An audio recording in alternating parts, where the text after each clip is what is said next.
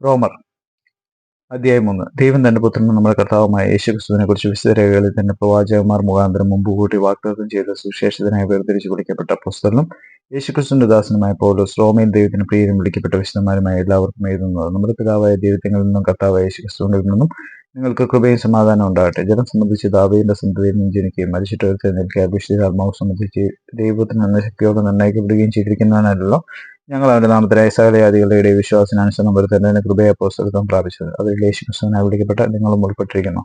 നിങ്ങളുടെ വിശ്വാസം സർവ്വലോകത്തിലും പ്രസിദ്ധമായിരിക്കുന്നതിനെ ഞാൻ ആദ്യം തന്നെ എന്റെ ദൈവത്തിൽ യേശുക്രിസ്തു മുഖാന്തരം നിങ്ങൾക്ക് എല്ലാവർക്കും വേണ്ടി സ്തോത്രം ചെയ്യുന്നു. ഞാൻ ഇടപെടാതെ നിങ്ങളെ ഓർത്തുകൊണ്ട് ദൈവേഷ്ടത്താൽ എപ്പോഴെങ്കിലും നിങ്ങളുടെ അടുക്കൽ വരുവാൻ സാധിക്കേണ്ടതിന് എന്റെ പ്രാർത്ഥനയിൽ എപ്പോഴും യാചിക്കുന്നു എന്നുള്ളതിന് അവന്റെ പുത്രനെ കുറിച്ചുള്ള സുവിശേഷ ഘോഷണത്തെ എന്റെ ആത്മാവിൽ ആരാധിക്കുന്ന ദൈവം എനിക്ക് സാക്ഷി. നിങ്ങളുടെ സ്ഥിരീകരണത്തിനായി ആത്മീയവരം വലുത് നിങ്ങൾക്ക് നൽകേണ്ടതിന്, അതായത് നിങ്ങൾക്കും എനിക്ക് ഒത്തൊരുമിച്ചുള്ള വിശ്വാസം നിങ്ങളോടുകൂടെ എനിക്കും ആശ്വാസം ലഭിക്കേണ്ടതിന് ഞാൻ നിങ്ങളെ കാണാൻ വാഞ്ചിക്കുന്നു. എന്നാൽ സഹോദരന്മാരെ, എനിക്ക് ശേഷം ജാതികളെ എന്ന പോലെ നിങ്ങളിലും വല്ല ഫലവും ഉണ്ടാകേണ്ടത് നിങ്ങളുടെ അടുക്ക വരുവാൻ പലപ്പോഴും ഭാവിച്ചുവെങ്കിൽ ഇതുവരെ മുടക്കമൊന്നും നിങ്ങൾ അറിയാതിരിക്കരുത് എന്ന് ഞാൻ ആഗ്രഹിക്കുന്നു. യവനന്മാർക്കും ബർബരന്മാർക്കും ജ്ഞാനികൾക്കും ബുദ്ധിഹീനർക്കും ഞാൻ കടക്കാരനാവുന്നു.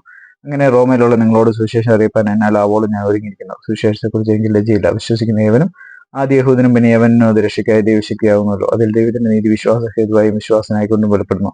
നീതിമാൻ വിശ്വാസ ജീവിക്കുമെന്ന് എഴുതിയിരിക്കുന്നല്ലോ. അനീതിയുടെ ശ്രദ്ധ തടുക്കുന്ന മനുഷ്യരുടെ സകല അഭക്തിക്കും അനീതിക്ക് നേരെ ദൈവത്തിന്റെ കോപസ്വർഗത്തിൽ നിന്ന് വെളിപ്പെടുന്നു.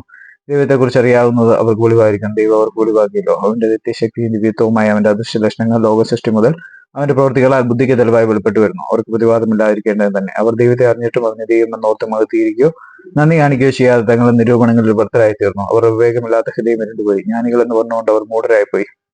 അക്ഷയനായ ദൈവത്തിന്റെ തേജസ്സിനെ അവർ ക്ഷയമുള്ള മനുഷ്യൻ, പക്ഷി, നാൽക്കാലി, ഇഴജാതി എന്നിവരുടെ രൂപസാദൃശ്യമായി മാറ്റിക്കളഞ്ഞു. അതുകൊണ്ട് ദൈവം അവരെ തങ്ങളുടെ ഹൃദയങ്ങളിലെ മോഹങ്ങളെ സ്വന്തം ശരീരങ്ങളെ തമ്മിൽ അവമാനിക്കാൻ അശുദ്ധിയിൽ ഏൽപ്പിച്ചു.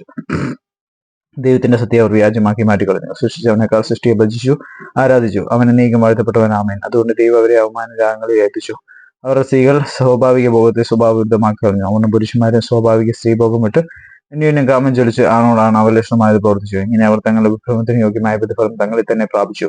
ദൈവത്തെ പരിജ്ഞാനത്തിൽ ധരിപ്പാൻ ഇഷ്ടമില്ലാഞ്ഞതിന് തക്കവണ്ണം ദൈവം അവരെ ഉചിതമല്ലാത്ത ചെയ്യുവാൻ ദുഷ്ടബുദ്ധിയിൽ ഏൽപ്പിച്ചു. അവർ സകല അനീതിയും ദുഷ്ടതയും അത്യാഗ്രഹവും ദുർബുദ്ധിയും നിറഞ്ഞവർ, അസൂയ, കൊല, പിണക്കം, കപടം, ദുശീലം എന്നിവ തിങ്ങിയവർ, കൊള്ളക്കാർ, ഏഷണിക്കാർ, ദൈവദ്വേഷികൾ, നിഷ്ഠൂരന്മാർ, ഗർവിഷ്ഠന്മാർ, ആത്മപ്രശംസക്കാർ, പുതുദോഷം സങ്കല്പിക്കുന്നവർ, മാതാപിതാക്കന്മാരെ അനുസരിക്കാത്തവർ, ബുദ്ധിഹീനർ, നിയമലംഘികൾ, വാത്സല്യമില്ലാത്തവർ, കനിവറ്റവർ, ഈ വക പ്രവർത്തിക്കുന്നവർ മരണയോഗ്യർ എന്നുള്ള ദൈവനായി അവർ അറിഞ്ഞിട്ടും അവയെ പ്രവർത്തിക്കുക മാത്രമല്ല പ്രവർത്തിക്കുന്നവരെ പ്രസാദിക്കുകയും കൂടെ ചെയ്യുന്നു.